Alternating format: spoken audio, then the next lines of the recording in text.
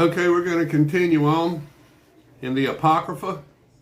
This is the Wisdom of Sirach, chapter 22, verse 11. Weep for one who is dead, for light has failed him. And weep over a fool, for understanding has failed him. Weep less bitterly over the dead, for he is gone to rest. But the fool's life is worse than death. The mourning for the dead lasts for 7 days, but that for a fool or an ungodly man lasts all the days of his life. Do not talk much with a senseless man, or go to see a man of no understanding. Beware of him, or you may have trouble, and do not be dirtied when he shakes himself. Avoid him, and you will find rest, and you will not be wearied by his senselessness. What is heavier than lead? What can you call it but fool? Sand and salt and a lump of iron are easier to bear than a man without understanding. A wooden girder fastened in a building is not loosened by an earthquake. So a mind established on well-considered thought will not be afraid in an emergency. A mind fixed on understanding thought is like a plaster ornament on a smooth wall. Fences set up in the air will not stand against the wind. So a cowardly heart with foolish thoughts will not stand against any fear. The man who pricks the eye makes tears fall, and a man who pricks the heart makes it show feeling. The man who throws a stone at the bird scares them away, and the man who abuses a friend destroys a friendship. Even if you draw the sword against your friend, do not despair, for there is a way to repent.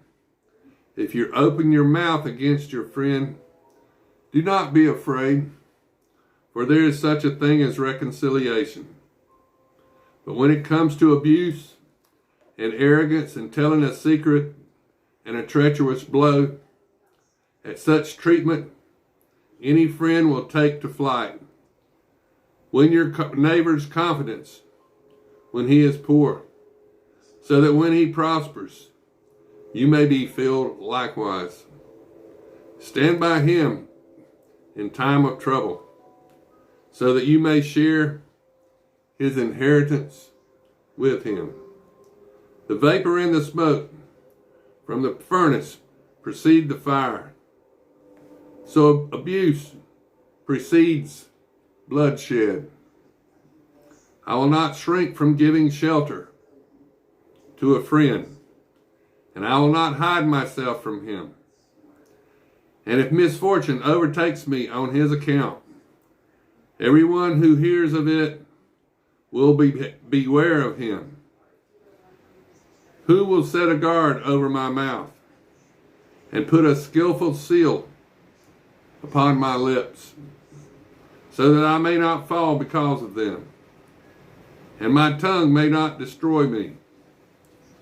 O Lord, Father, and Master of my life, do not abandon me to their designs.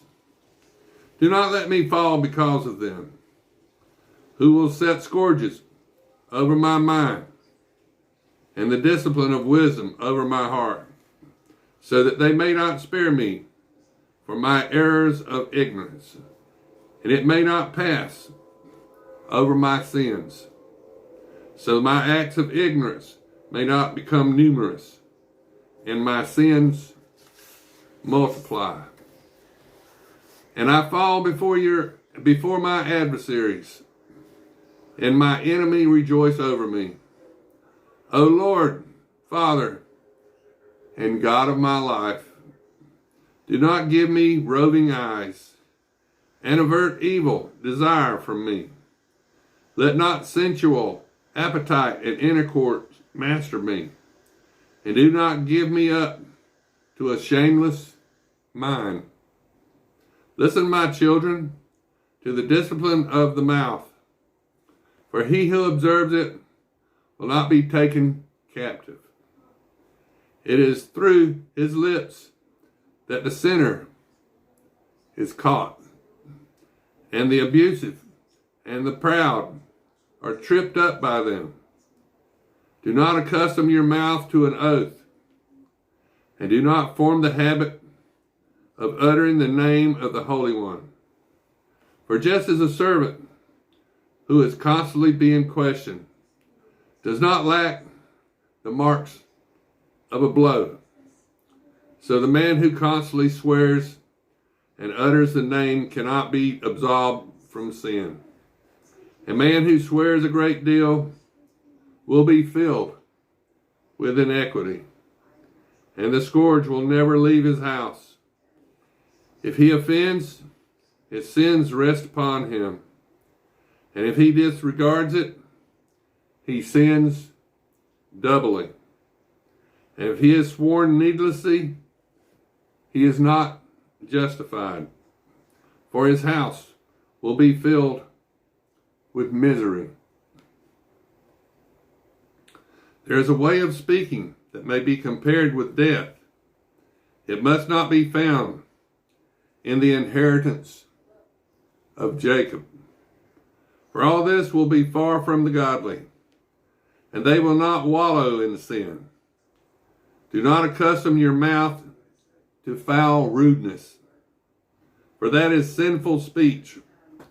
Remember your father and your mother when you sit in council with the great, or you may forget yourself in their presence and seem like a fool through the habit you have formed, so that you will wish you had never been born and curse the day of your birth.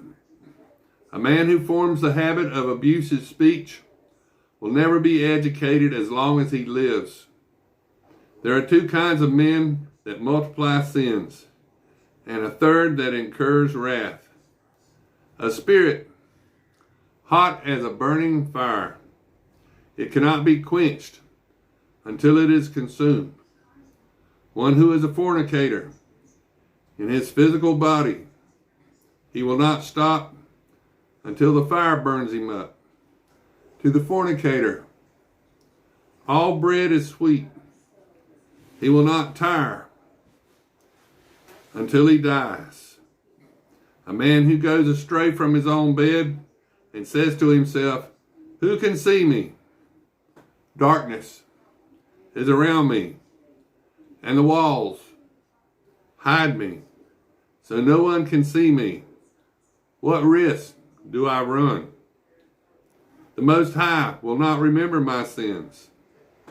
The eyes of men are his only fear, and he does not know that the eyes of the Lord survey all the ways of men and observe the secret places. All things were known to him before they were created, so was it also after they were completed. Such a man will be punished in the streets of the city and caught where he least suspects it. It is so also with a wife who leaves her husband and provides an heir by a stranger.